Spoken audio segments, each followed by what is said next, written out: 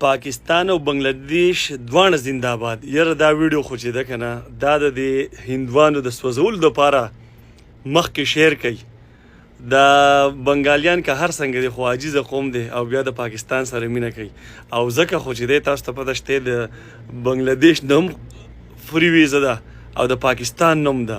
نو داسې شی کوو که نه چې ګوره بنګلاديش هم ډېر ښکلی شین ملک دی او د عوام یې زموږ سره مینه کوي. نو هلته کې هم زه به یو ویزټ کوم او د بنګلاديش چې څونه هم عوام دي نو هغو ته ویلکم کوئ. په دې باندې د انډین ډېر زیات سوځي او تاسو ته خو پته ده که نه شیخ حسینه هلته ځغلولې ده په انډیا کې ناسته ده. نو انشاءالله دا فاینل چې وګټو که نه نو بل خوند به وکړي. ستاسو څه خیال دی باچا لالا؟ جی څه دې خیال دی فاینل ته خو بیا پاکستان وختو؟ دا د عمران قصه ده که نه عمران خان چې ورلډ کپ وګټو لاولې دغسې میچونه بلل او چې فاینل ته وغتو یا ورلډ کپ یې وګټو ماشاءالله. نو یوه خبره زما واورئ چې څونه هم پښتانه دا ویډیو ګورئ څونه هم پاکستاني دا ویډیو ګورئ یو خبر زما واورئ د خپل وطن سره مینه شروع کوئ محب وطن شئ.